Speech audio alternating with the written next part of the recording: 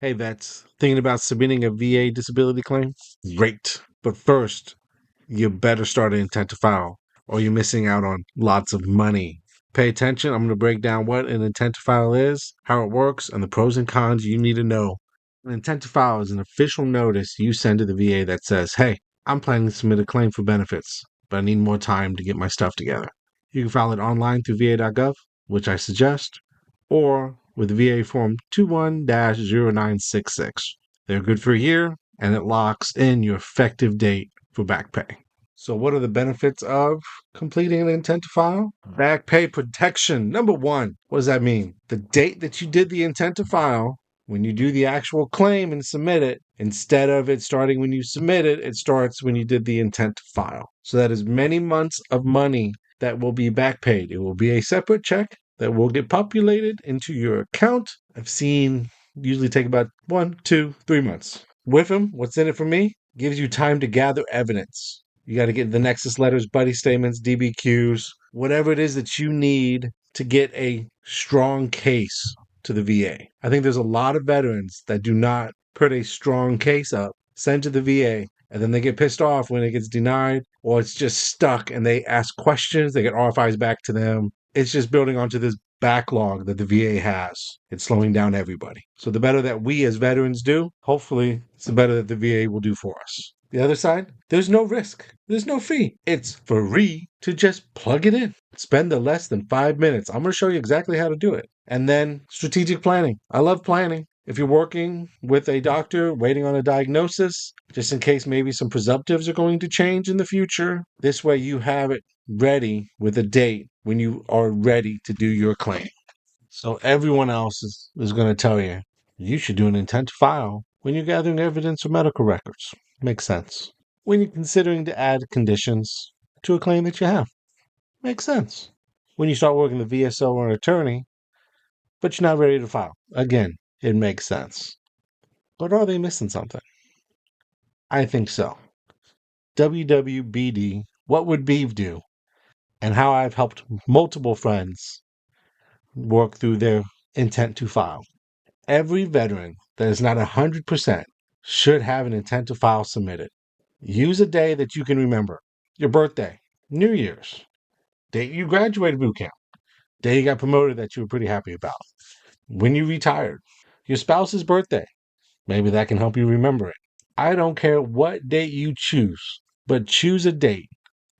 And on that date every year, log back into va.gov and do another intent to file. Always have one active.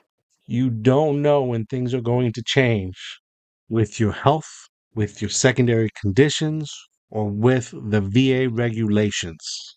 So you want to be in position to strike as they have taught us through the years when the opportunity arises.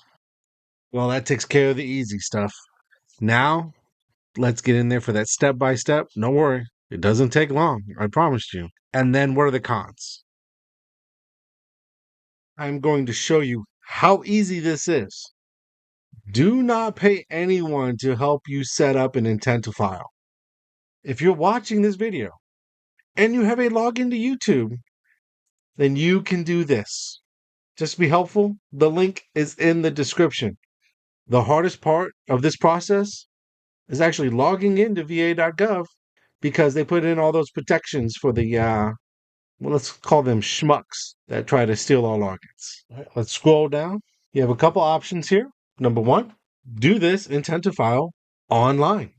It will take less than 5 minutes. The other option is you can do the VA Form 21.526 EZ and submit that. You do not have to do both.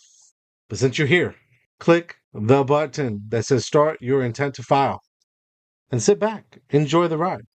Who are you? I am a veteran. I am going to do this myself. If you're a spouse or child who's helping a veteran, click that button. If you are using somebody that is not charging you to help set up an intent to file, they will click that button. If you are using someone who is not charging you and you're the spouse or the child of a veteran, you're going to click that button. Continue. You want to start a disability compensation claim. Intent to file. Continue. Confirm that your information is on the screen. Continue. Confirm your email. Continue. You can expand all of these, make sure everything is right, type in your full name and certify that is true, and then submit application. Very easy, 2 minutes to do. You know all the information. It's not all sunshine and back pay. There are a few things to watch out for. Do not forget, there's a 1 year deadline. And I guess some people might be like stressing out on that. Okay. But you have a year to get everything together and get it submitted. The VA will not submit anything until you submit the full claim. And it is not a claim to do the intent to file. So some veterans might not understand the facts. In simplest terms, the intent to file is really a notification, not a claim. If you do not submit the claim, the intent to file will disappear after a year and you will get nothing from the VA because you did not tell them anything officially. Unless you're still active duty or already 100%, get your intent to file done and lock in that back pay.